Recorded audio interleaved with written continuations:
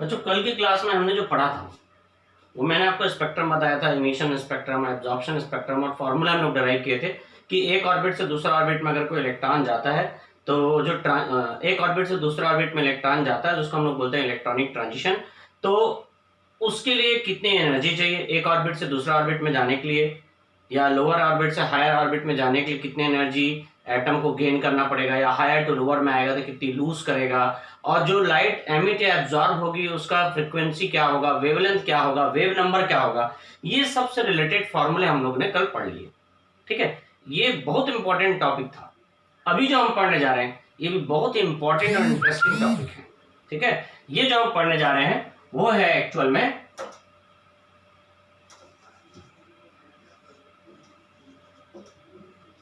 Emission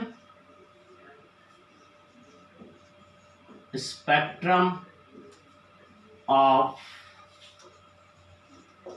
hydrogen atom. Emission spectrum of hydrogen atom.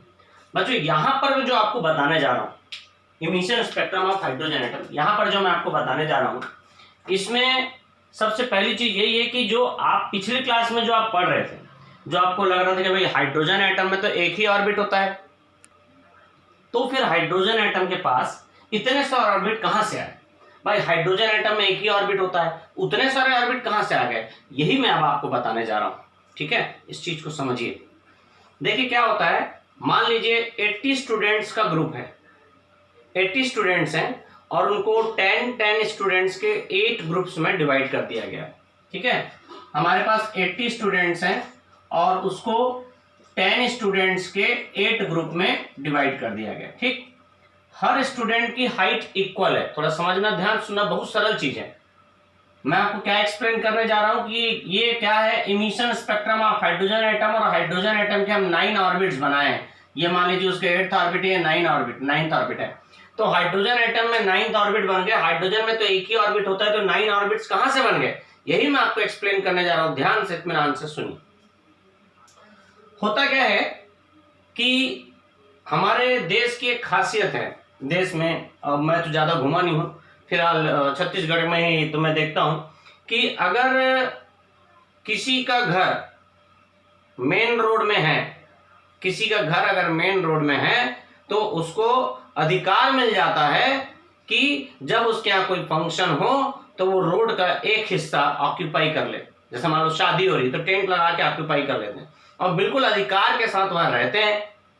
वहां खाना भी होता है, लोग वहां सोते भी हैं, और कुछ जवान लोग क्या करते हैं, ट्रैफिक संभालते हैं भैया, उधर उधर, ये सब काम रहता है। खैर, अब मैं बताना ही चाह रहा हूं कि वो जो टेंट लगा के जो घर को टेम्परेरी बड़ा किया जाता है ताकि अपन एरिया को यूज कर पाए, वो क्या परमानेंट होता है?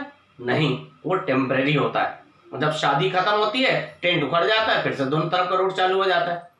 वही कुछ यहां पर है। कैसे है ये मैं आपको बताता हूं, ध्यान से सुनिए। देखिए, खिलौना होता है बच्चे लोग के लिए। हमारे हिंदी सिनेमा के एक बहुत ही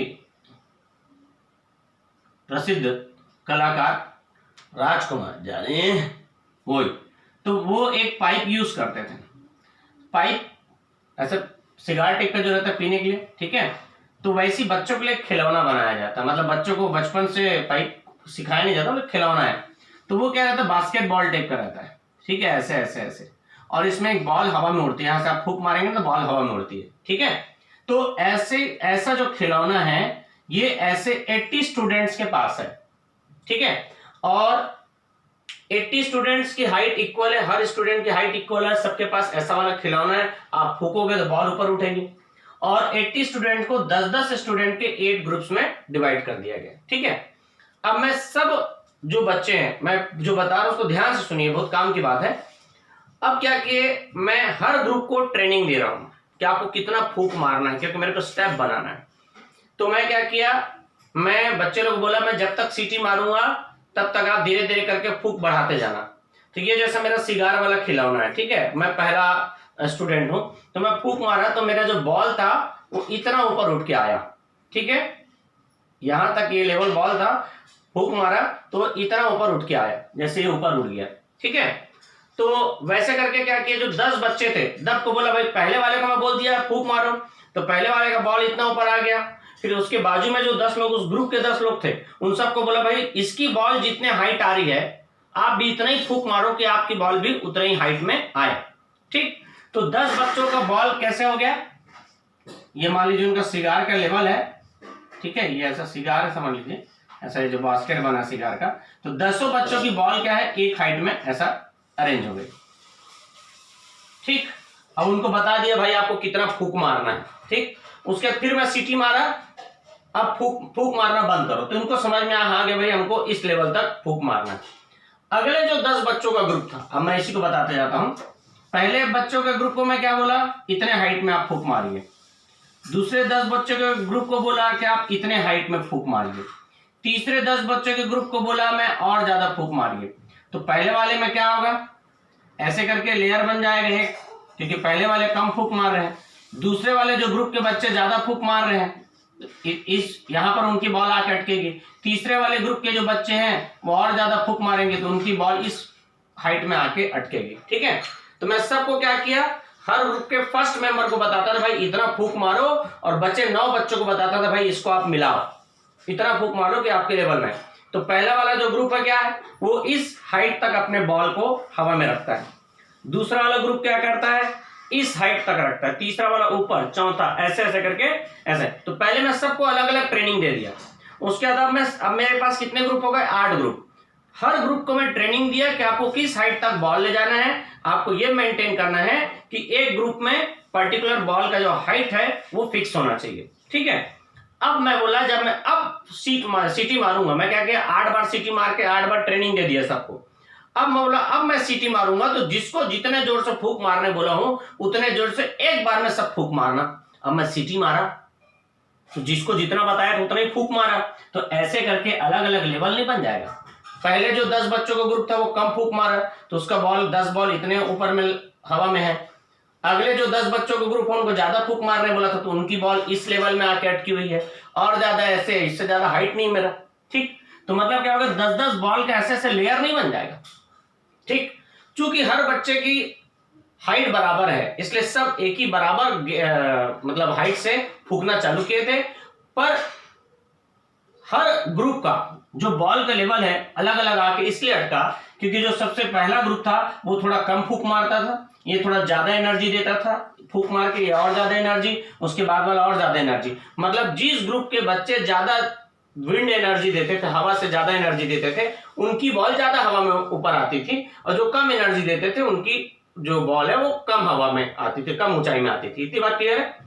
जो ज्यादा हवा से एनर्जी देते थे उनकी बॉल ज्यादा ऊंचाई तक आकर रुकती थी, और जो कम एनर्जी दे रहे उनकी बॉल कम हाइट में आकर रुकती थी। ठीक है ना, तो ऐसा आप इमेजिन कीजिए कि क्या आपको 8 बॉल का मतलब जो बॉल है 10-10 बॉल का 8 ग्रुप आपको नहीं मिल जाएगा, ऐसे ऐसे ऐसे ऐसे। और ये कब तक बने रहेगा, जब तक फूंक मारते रहेंगे। फूंक मारना बंद करेंगे तो सब बॉल नीचे आ जाएगा। मतलब वो बॉल की परमानेंट जगह नहीं थी। जैसे शादी के पहले टेंट बढ़ा था, शादी होने के बाद टेंट वापस उखड़ गया ना, फिर से नॉर्मल हो गया कि नहीं। तो वैसे क्या थे, 80 स्टूडेंट्स का ग्रुप है, 80 स्टूडेंट्स का ग्रुप है, 10-10 के ग्रुप में हम लोग 8 ग्रुप बनाए हैं, सबको अलग अलग फूंक मारने बोला। तो जब लास्ट सीटी में मारा सबको ट्रेनिंग देने के बाद, तो सब एक साथ 8 ग्रुप अपने फूंक मारे, तो किसी का बॉल इतनी हाइट में आके लटका, किसी का इतने में, किसी का ऐसे ऐसे करके। तो अपने को एक पर्टिकुलर टाइम के लिए, कुछ समय के लिए आपको बॉल का 8 लेवल दिखेगा। फिर मैं लास्ट फूंक मारा बोला फूंक मारना बंद करो, सब बॉल नीचे आ गया। तो ये जो बॉल है ना, ये एक्चुअल में क्या है, इलेक्ट्रॉन्स है। ये अलग अलग एनर्जी लेवल बनाए। ठीक है, समझ में आ रही बात। तो ये अभी बॉल वाले लॉजिक क्लियर हो गया। क्योंकि वीडियो लेंथी हो रहा है तो मैं आगे और इसी को कंटिन्यू करता हूं। तो ये बॉल वाला लॉजिक तो क्लियर हो गया कि क्यों अलग अलग लेवल बने। अब इसी चीज को मैं आगे नेक्स्ट वीडियो में कंटिन्यू करता हूं। इत्मीनान से समझिए आप, और अगर कोई दिक्कत होती है तो आप फिर से मुझे पूछिए। ठीक है, चलिए देखते हैं नेक्स्ट वीडियो में इसी टॉपिक को कंटिन्यू करेंगे नेक्स्ट वीडियो में।